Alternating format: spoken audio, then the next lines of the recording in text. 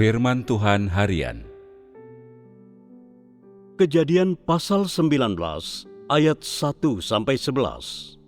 Dan datanglah dua malaikat ke Sodom saat petang hari, dan Lot sedang duduk di pintu gerbang Sodom.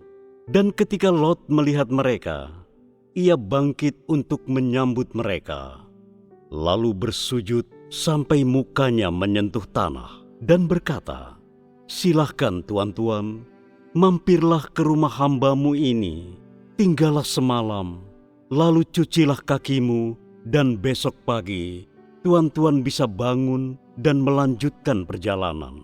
Dan mereka menjawab, "Tidak, kami akan di jalan saja sepanjang malam." Karena ia sangat mendesak mereka, sehingga mereka pun menyerah dan masuk ke rumahnya.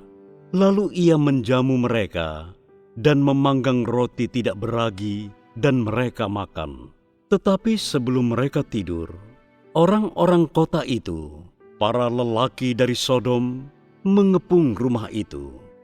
Baik tua maupun muda, semua orang dari setiap rumah di kota itu. Lalu mereka memanggil Lot dan berkata kepadanya, "Di manakah orang-orang yang datang malam ini? Bawalah mereka keluar kepada kami, supaya kami bisa mengenal mereka." Lot pun keluar menemui mereka dan menutup pintu di belakangnya dan berkata, "Saudara-saudara, aku mohon, janganlah berlaku jahat.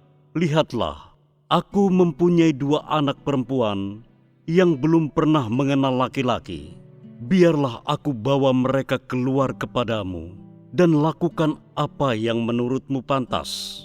Hanya saja, jangan lakukan apapun kepada 2 orang tadi, sebab mereka berada di bawah perlindunganku." Lalu mereka berkata, "Mundur." Dan mereka berkata lagi, "Orang ini datang untuk tinggal sementara, dan sekarang ia menjadi hakim bagi kita. Sekarang kami akan bertindak lebih keras kepadamu daripada kepada mereka." Lalu mereka mendesak Lot, bahkan hampir mendobrak pintu.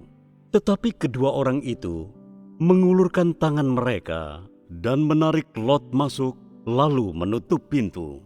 Dan mereka membuat orang-orang yang ada di depan pintu menjadi buta, baik yang tua maupun yang muda, sehingga mereka tidak bisa menemukan pintu. Kejadian pasal 19 ayat 24-25. Maka Yahwe menurunkan hujan belerang dan api atas Sodom dan Gomora dari Yahwe dari langit, dan Dia menjungkir balikan kota-kota itu dan seluruh lembah dan penghuni kota-kota itu dan semua yang tumbuh di tanah. Setelah Sodom berulang kali menentang dan memusuhi Tuhan, Dia membumi hanguskannya sepenuhnya. Dari sudut pandang manusia, Sodom adalah sebuah kota yang benar-benar bisa memuaskan keinginan dan kejahatan manusia. Kota itu menarik dan memikat dengan musik dan tarian. Malam demi malam, kemakmurannya menarik orang sehingga menjadi gila dan terpikat.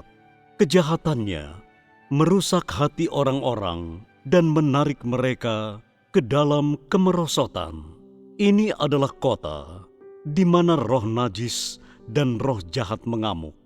Kota ini penuh dengan dosa dan pembunuhan, dan udaranya bau busuk darah. Ini adalah kota yang membuat orang gemetar sampai ke tulang-tulang. Kota yang membuat orang membungkuk karena takut. Tidak ada orang di kota ini, pria atau wanita, tua atau muda, yang mencari jalan yang benar. Tidak ada yang merindukan terang atau ingin menjauh dari dosa. Mereka hidup di bawah kendali, kerusakan, dan tipu daya si iblis. Mereka sudah kehilangan kemanusiaan, akal sehat, dan tujuan semula keberadaan manusia. Mereka melakukan tak terhitung banyaknya dosa yang menentang Tuhan. Mereka menolak bimbingannya dan melawan kehendaknya.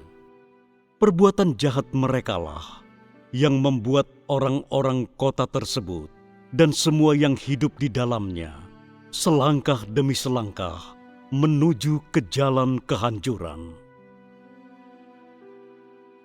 Walau kedua perikop ini tidak mencatat detail tentang sampai sejauh mana kerusakan orang-orang Sodom, sebaliknya mencatat tingkah laku mereka terhadap kedua hamba Tuhan yang baru tiba di kota itu. Sebuah kebenaran sederhana dapat mengungkapkan sampai sejauh mana orang Sodom sudah rusak, jahat, dan menentang Tuhan. Karena ini, wajah asli dan hakikat orang-orang di kota itu disingkapkan. Tidak hanya mereka tidak menerima peringatan dari Tuhan, mereka juga tidak takut hukumannya. Sebaliknya, mereka membenci kemarahan Tuhan. Mereka dengan membabi buta menentang Tuhan, tidak peduli apa yang Dia lakukan atau bagaimana Dia melakukannya. Sifat jahat mereka semakin meningkat dan mereka berkali-kali melawan Tuhan. Orang-orang Sodom tidak suka terhadap keberadaan Tuhan, kedatangannya, hukumannya, dan bahkan peringatannya. Mereka tidak melihat apapun yang berharga di sekelilingnya. Mereka memangsa dan mencelakai semua orang yang bisa dimangsa dan dicelakai. Dan mereka memperlakukan hamba-hamba Tuhan juga seperti itu. Dibandingkan dengan seluruh perbuatan jahat yang dilakukan oleh penduduk Sodom, mencelakai kedua hamba Tuhan itu hanyalah ujung gunung es dan sifat cemar mereka yang tersingkapkan sebenarnya banyaknya tidak lebih dari setetes air di tengah lautan luas. Oleh karena itulah, Tuhan memilih untuk menghancurkan mereka dengan api. Tuhan tidak menggunakan air bah atau badai, gempa bumi, tsunami, atau metode lain untuk menghancurkan kota itu. Apa yang bisa dipelajari dari cara Tuhan menggunakan api untuk menghancurkan kota ini? Ini berarti penghancuran total kota itu. Ini berarti kota itu hilang sepenuhnya dari bumi dan dari keberadaan.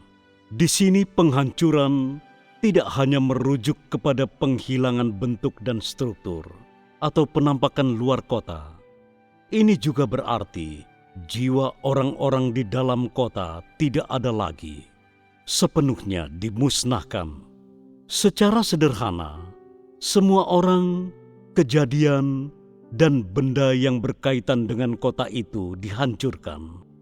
Tidak akan ada kehidupan setelah kematian atau reinkarnasi. Bagi mereka, Tuhan telah menghapuskan mereka dari antara umat manusia, ciptaannya, sekali dan selamanya. Menggunakan api di sini berarti menghentikan dosa, dan ini artinya mengakhiri dosa. Dosa ini tidak akan ada lagi dan tidak akan menyebar. Ini berarti kejahatan iblis sudah kehilangan tanah subur dan juga kubur yang membuatnya memiliki tempat untuk tinggal dan hidup. Dalam perang antara Tuhan dan iblis, penggunaan api oleh Tuhan adalah tanda kemenangannya, di mana iblis pun ditandai. Kehancuran Sodom adalah kemunduran besar dalam ambisi iblis untuk menentang Tuhan dengan cara merusak dan memangsa manusia. Dan itu juga adalah tanda memalukan yang akan bertahan seumur hidup di dalam perkembangan manusia. Ketika manusia menolak bimbingan Tuhan dan menyerahkan dirinya pada kejahatan. Terlebih lagi, ini adalah catatan pewahyuan sejati tentang watak Tuhan yang benar.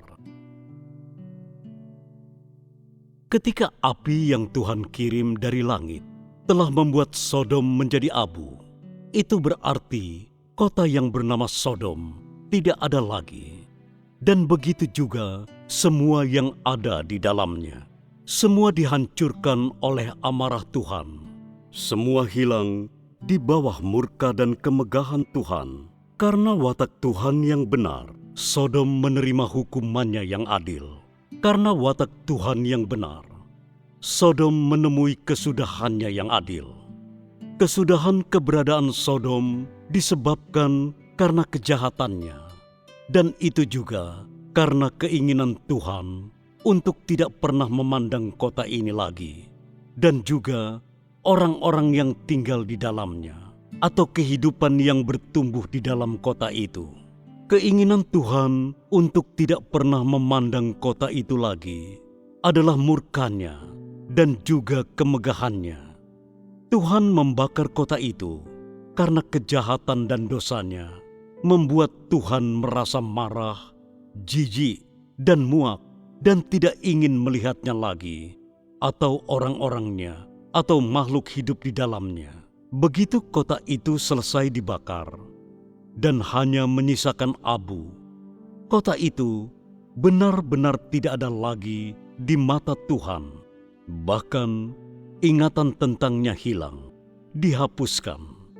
Ini berarti bahwa api yang dikirim dari langit tidak hanya menghancurkan seluruh kota Sodom dan orang-orang yang penuh kejahatan di dalamnya, dan semua yang ada di dalamnya karena ternoda oleh dosa.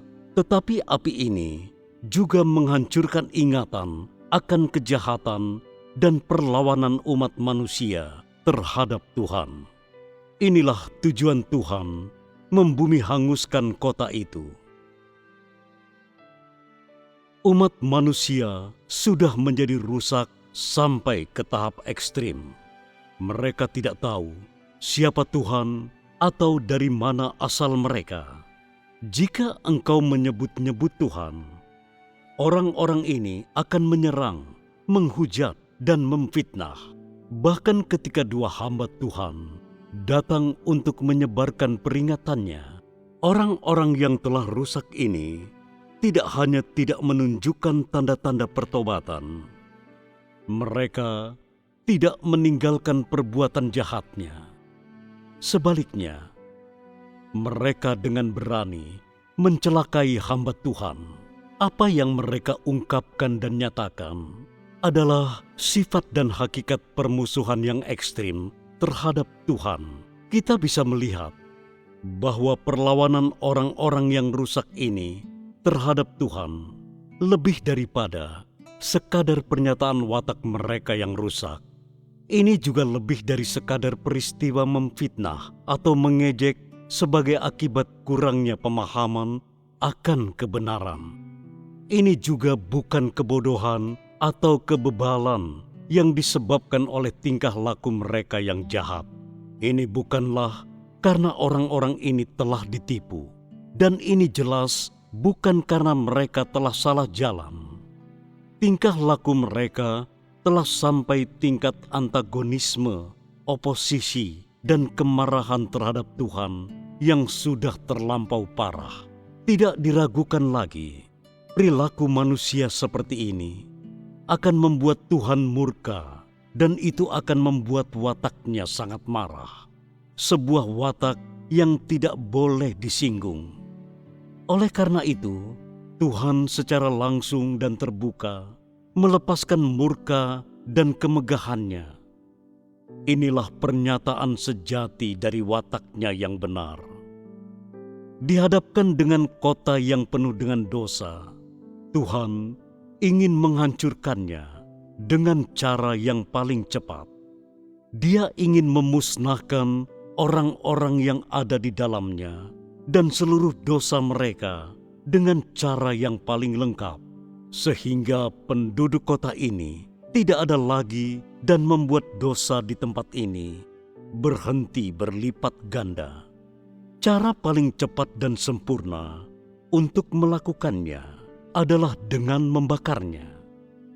Sikap Tuhan terhadap orang-orang di Sodom bukanlah pengabaian atau ketidakpedulian, melainkan Dia menggunakan murka, kemegahan, dan otoritasnya untuk menghukum, memukul, dan sepenuhnya menghancurkan orang-orang itu.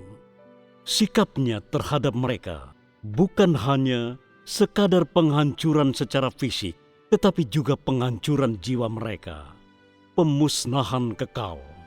Ini adalah implikasi sejati dari keinginan Tuhan agar mereka tidak lagi ada.